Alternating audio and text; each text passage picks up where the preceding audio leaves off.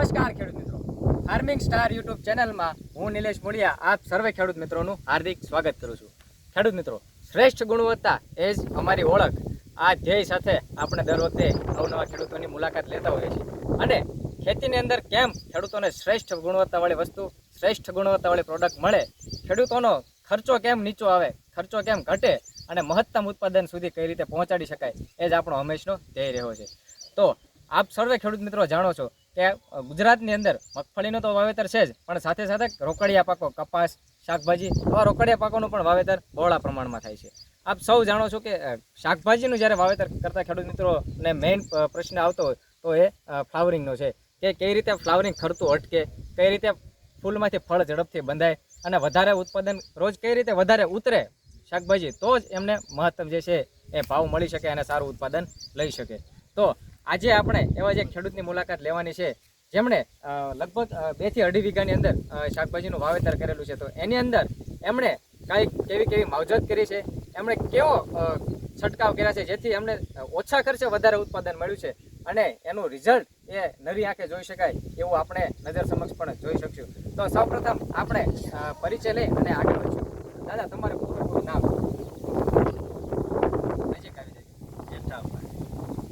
તમારું પૂરેપૂરું નામ બોલજો. જેઠાભાઈ સુરાભાઈ. તમારું ગામ? માંડોવડા. તાલુકો? પાંતાળા. અને જિલ્લો? જિલ્લો ભાવનગર. બરાબર. હવે આપણે કેટલા વીઘાની અંદર બકાલાનું વાવેતર કરેલું છે? હા, 2 વીઘા ઉપર. 2 વીઘા ઉપર છે.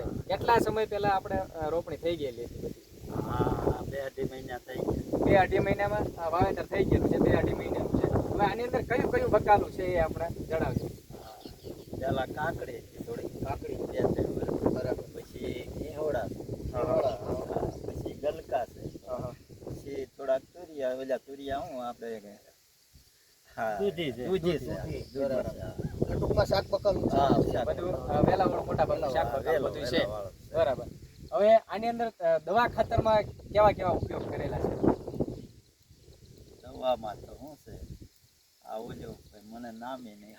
બરાબર. નામ આની અંદર જો વાત કરીએ કે ડોઝ આપણે અપાયો હતો એ ફૂલ જેલ અને બુલ્ડોઝરનો ડોઝ અપાયો હતો. પછી ખાતરની અંદર તમે કયું અપાયું? આપણી સાથે કૈલાસ કૃષિ કેન્દ્રથી વતી આપણે નટુભાઈ મુળિયા પણ આપણી સમક્ષ છે. તો આપણે પહેલા એમનો પરિચય લઈએ અને એમણે કેવી માવજત કરાવેલી છે એ પણ આપણે જાણી લઈએ, જેથી જો દાદાને તો લગભગ દવાની નામનો ખ્યાલ નહીં હોય પણ ભાઈને ખ્યાલ છે તો આપણે એમની પાસેથી માહિતી લઈએ.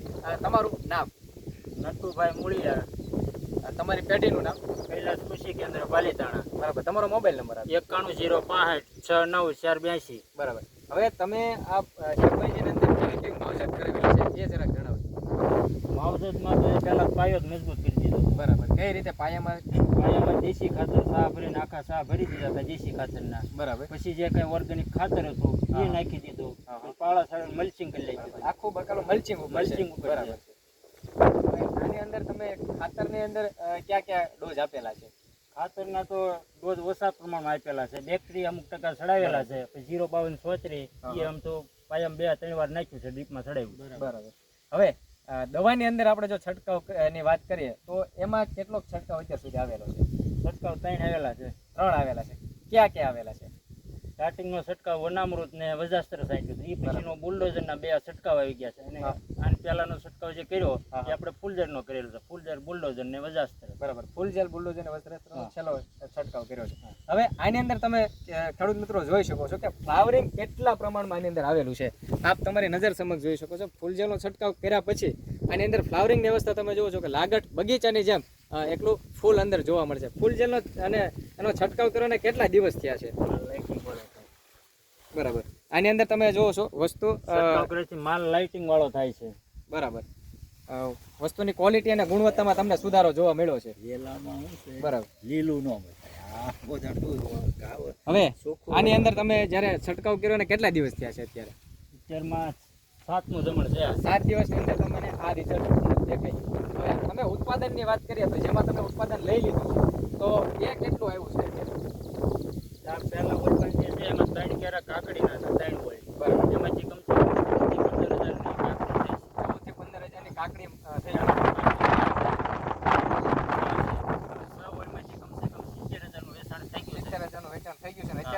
ચાલુ છે. અત્યારે ઉતારવાનું ચાલુ છે કામકાજ. બરાબર. તો આમ અંદાજે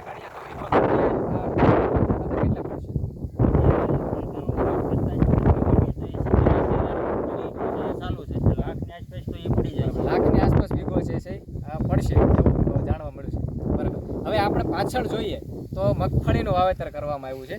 તો મગફળીની અંદર તમે કેવા છંટકાવ કર્યા છે એ જણાવજો. આ સમયે જે ગણીએ તો મગફળીની અંદર ફ્લાવરિંગનો સમય છે.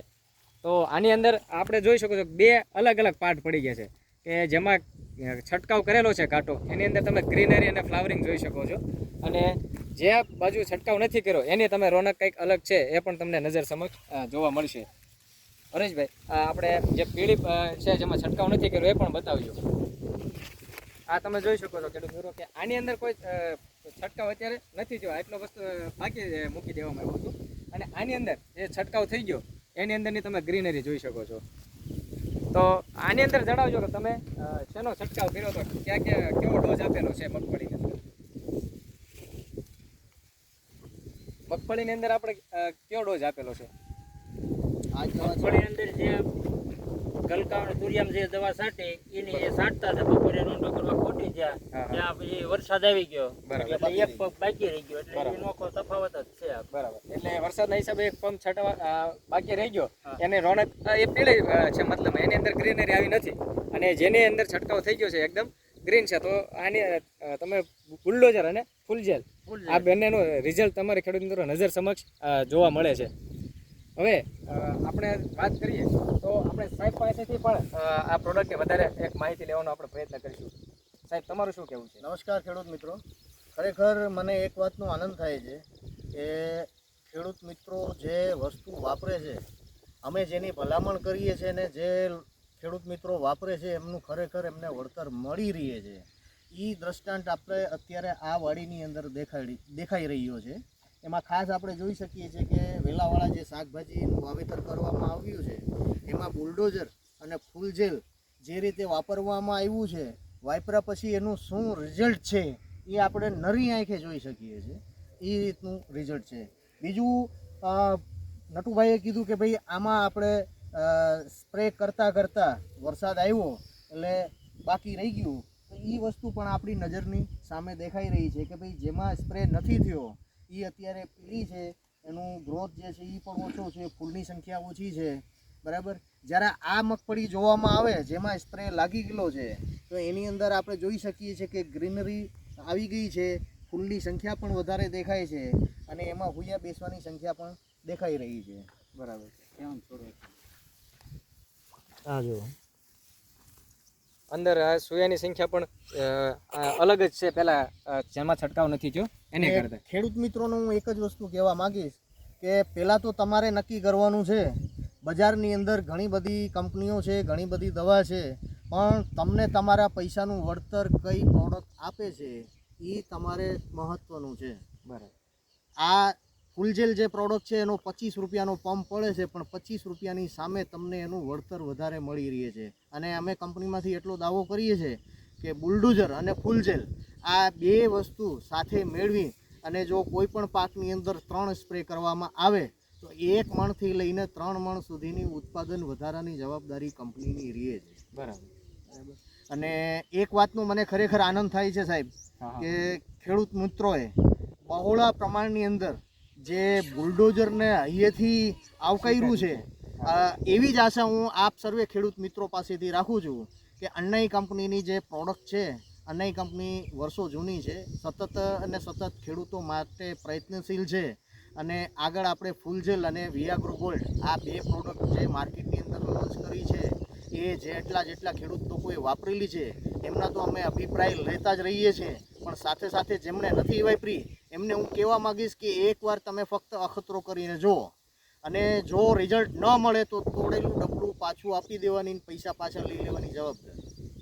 તો ખેડૂત મિત્રો જોયું, આપને દરેક ખેડૂત મિત્રોને આ ખાસ એક નોંધ લેવા જેવી બાબત છે કે અત્યારના સમયમાં જો કોઈ પ્રોડક્ટની જવાબદારી લેવી એટલે બહુ મોટી વાત કહેવાય, કે એમાં તમને આ કંપની એવી જવાબદારી આપે છે કે જો તમને તોડેલું ડબલું પાછું આપશો તો તમને કોઈ પ્રશ્ન નહીં પૂછે, તમને તોડેલા ડબલાના પૈસા પાછા દઈ દેવામાં આવે, પરત આપી દેવામાં આવે જો તમને રિઝલ્ટ એની અંદર ના મળે તો. તો આ સરસ મજાની આપણે વાત કરી આજે આપણે વિયાગ્રો ગોલ્ડ અને ફૂલ જેલની સરસ મજાની માહિતી આપી, એ બદલ આપ સર્વેનો ખૂબ ખૂબ આભાર. આપણે આનો હેલ્પલાઇન નંબર પણ આ પ્રોડક્ટ મેળવવા માટેનો આપી દઈએ તો એ લખો 91 065 69 482 અને બીજો છે 98 244 31 335. વધારાની માહિતી ખેડૂત મિત્રો તમે આ નંબર પર સંપર્ક કરી અને અવશ્ય મેળવી શકશો. ખેડૂત મિત્રો, જય જવાન જય કિસાન.